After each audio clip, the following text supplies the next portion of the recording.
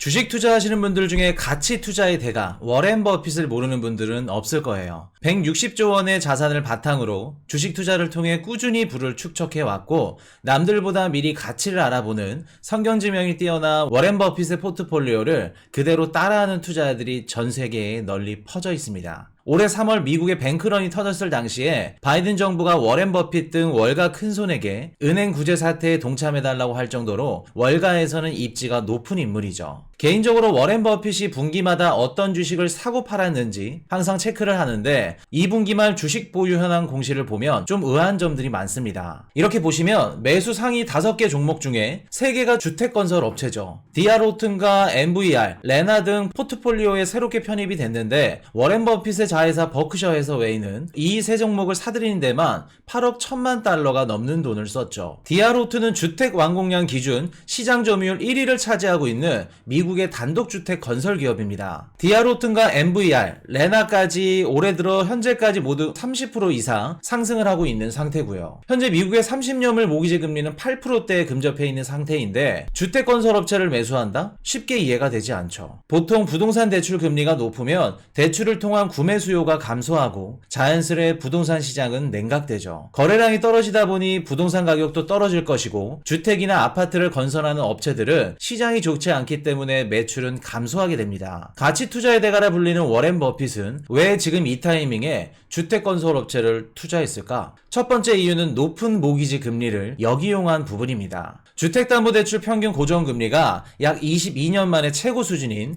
8%대로 상승을 했고 기존 주택 보유자들은 대출을 갈아타기에 부담을 느끼겠죠. 이 때문에 시장의 주택 매물들은 나오지 않게 되고 당장 집을 사야 하는 미국인들은 비싸더라도 신규 주택을 지을 수밖에 없는 상황이 벌어지고 있는 거죠. 현재 모기지 금리가 최고 수준으로 높기 때문에 신규 주택 건설 수요가 늘어날 거라는 전망이 적중을 한 겁니다. 즉 현재 미국 주택 시장은 높은 금리로 인해서 수요에 비해 공급이 부족한 상황을 역이용해서 투자를 한 거죠. 현재 미국의 전체 주택 재고량에서 신규 주택이 차지하는 비중은 일반적으로 12% 수준이지만 최소 30%에 달할 정도로 공급량이 늘었다고 합니다.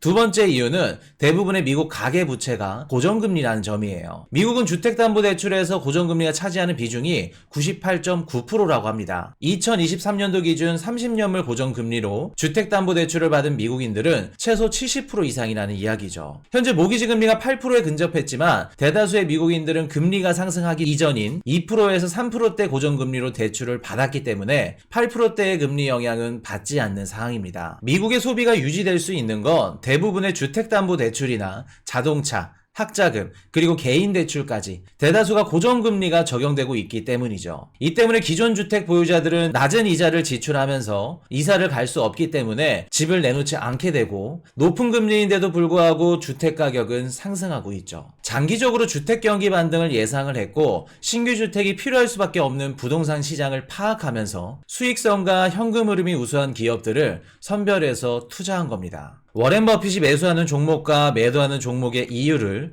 분석해보면 미국의 정치적인 맥락과 경제적인 흐름을 잡는데 도움이 많이 되실 겁니다. 자, 그럼 워렌 버핏이 선택한 주택건설 업체들을 기반으로 다음 스텝은 어떤 투자를 진행할 수 있을지 한번 풀어볼게요. 미국은 현재 높은 대출 금리로 인해서 많은 사람들이 주택 구매를 포기하거나 렌트를 하고 있죠. 임차인은 늘어나면서 임대주택 시장의 수요는 증가하게 됩니다. 수요가 증가하면 임대료도 상승하죠. 금리 인상으로 이자율이 높아지면 투자자들은 대출보다 현금의 비중을 둔 투자를 선호하게 됩니다. 그럼 투자자들이 부동산 투자를 줄이게 되고 임대주택 공급이 감소되겠죠. 이 또한 임대료 상승을 견인하는 거고요. 게다가 대출 금리가 높으니 주택 매매의 3분의 1은 현금 거래 방식으로 한다고 해요. 주택 매매의 3분의 1가량이 현금 거래로 이루어질 정도로 많다는 건 아직도 미국인들은 소비할 수 있는 여력이 남아있다는 겁니다. 자, 그럼 정리를 해보면 미국 정부와 연준이 공을 들이고 있는 인플레이션 하락은 당분간 힘들 겁니다. 렌트를 비롯한 거주 비용이 CPI에서 차지하는 비중이 33% 정도 되기 때문에 수급 불안정으로 인해 상승하는 집값과 렌트비는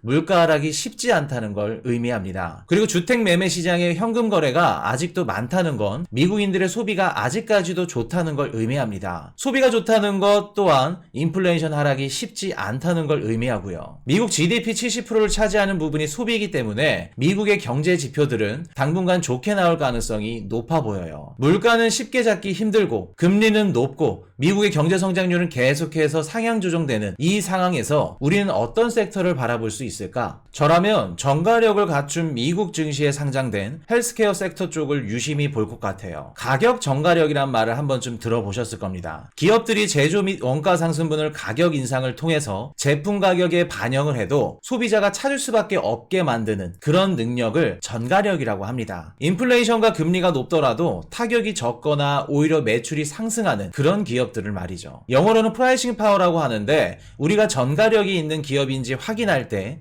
세 가지만 보시면 됩니다. 첫 번째, 강력한 브랜드 파워를 가지고 있는 기업인지. 두 번째, 차별화되거나 고도화된 기술력을 갖고 있는 기업인지. 차별화된 상품성이나 다른 기술력을 가지고 있어야만 소비자들이 대체품을 찾기 어려울 겁니다. 세 번째, 시장 점유율이 월등히 높은지. 제품 가격을 올리더라도 경쟁 업체들이 쉽게 따라올 수 없는 시장 점유율을 가지고 있는지를 보셔야겠죠. 이 세 가지만 충족된다면 인플레이션과 금리가 높더라도 살아남을 수 있는 확률이 높을 겁니다. 한 가지 유의할 점은 전가력이 우위에 있는 업종이 국가별로 다릅니다. 쉽게 말해서 미국에서 전가력이 있는 기업이라고 해서 한국에서 똑같은 섹터에 있는 기업이 전가력이 있다고 생각하시면 안 됩니다. 그리고 미국 증시에 상장된 헬스케어 섹터 쪽을 말씀드리는 이유가 있어요. 미국의 헬스케어 산업은 2021년도 기준 GDP의 20%인 4조 달러에 달합니다. GDP의 20%를 차지한다는 건 앞으로 미국 정부가 헬스케어 시장을 얼마나 중요하게 생각을 하는지 알 수 있는 부분이죠. 시장 성장률과 수익성이 높아서